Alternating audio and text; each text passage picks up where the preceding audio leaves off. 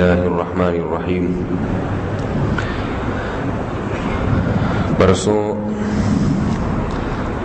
سب سے بڑے کبیرہ گناہ شرک کے بارے میں کچھ بات کی تھی۔ شرک کے بعد جو سب سے بڑا گناہ ہے جس پر پوری امت کا اجماع ہے کہ اسلام میں شرک کے بعد جو سب سے بڑا گناہ ہے وہ ہے فرض نماز جان بوجھ کر قضا کر دینا۔ حدیث میں ہے رسول اللہ صلی اللہ علیہ وسلم سے پوچھا گیا کہ اکبر الکبائر کیا ہے، یعنی کبیرہ گناہوں میں بھی سب سے بڑے بڑے گناہ کون سے ہیں؟ ایک تو ہے کبیرہ گناہ، ایک ہے کبیرہ کے بھی کبیرہ۔ تو آپ صلی اللہ علیہ وسلم نے فرمایا اللہ کے ساتھ غیر کو شریک کرنا۔ صحابی نے پوچھا اس کے بعد؟ تو آپ صلی اللہ علیہ وسلم نے فرمایا نماز کو قضا کر دینا۔ اس لیے اس کا بہت زیادہ خیال کرنا چاہیے کہ اللہ تعالیٰ نے جس بات کا قرآن مجید میں سینکڑوں مرتبہ حکم دیا ہو، کوئی پارہ قرآن مجید کا ایسا نہیں ہے جس میں اللہ نے نماز کا تذکرہ نہ کیا ہو۔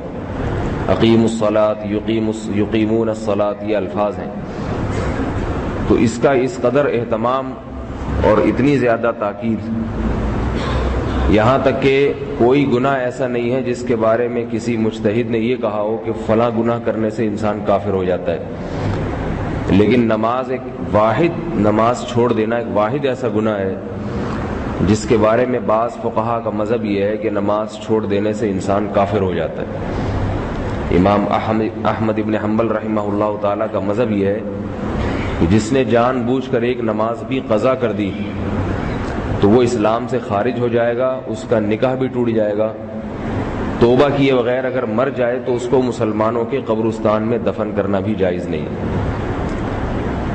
لیکن جمہور کا مذہب یہ ہے کہ نہیں، کافر نہیں ہوتا لیکن کفر کے قریب پہنچ جاتا ہے۔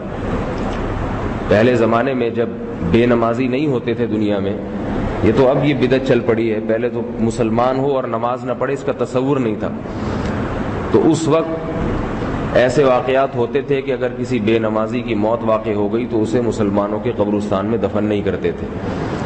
آج کل تو چونکہ بے نمازی ہی ہیں، اگر مسلمانوں کے قبرستان میں دفن کرنا چھوڑ دیں تو میرا خیال ہے قبرستان میں محلے کے 8 آدمی دفن ہوں گے، باقی 8 لاکھ جو ہے وہ تو پھر عیسائیوں کے قبرستان میں جائیں گے۔ تو اس لیے تھوڑا سا حالات کے لحاظ سے بھی جو ہے نا فتویٰ بدل جاتا ہے، تو لیکن اس میں بہت زیادہ سختی ہے، اس کو آسان نہیں سمجھنا چاہیے۔ حدیث میں آتا ہے رسول اللہ صلی اللہ علیہ وسلم نے ارشاد فرمایا کہ ہمارے اور مشرکین یعنی کافروں کے درمیان جو فرق ہے وہ نماز کا ہے۔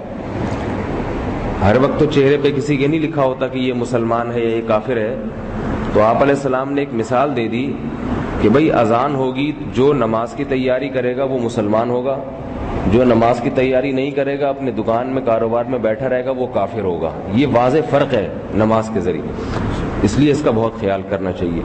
اس کے ساتھ ایک اور بھی حدیث میں جس کو بیان کیا کہ تیسرے نمبر پہ جو جس کو سب سے بڑا گناہ حدیث میں کہا گیا ہے، یہ جو آپ سے عرض کر رہا ہوں نا، نمبر لگا کے اس میں یہ نیت کر لیں کہ ان تمام گناہوں سے انشاءاللہ رمضان میں توبہ کریں گے، کیونکہ یہ چھوٹے گناہ نہیں ہیں، یہ بڑے بڑے گناہ ہیں۔ بڑا گناہ کی تعریف یہ ہے کہ جس پر جہنم کی وعید ہو، جہنم کی آگ۔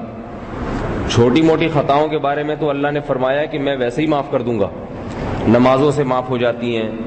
آپ نماز پڑھنے آتے ہیں، فجر پڑھی آپ نے، عشاء سے فجر کے درمیان جو چھوٹی موٹی خطائیں ہوں گی وہ اللہ ویسے ہی معاف کر دیتے ہیں۔ کبیرہ گناہ جو ہیں وہ سچی توبہ کے بغیر معاف نہیں ہوتے، اللہ کا قانون یہ ہے۔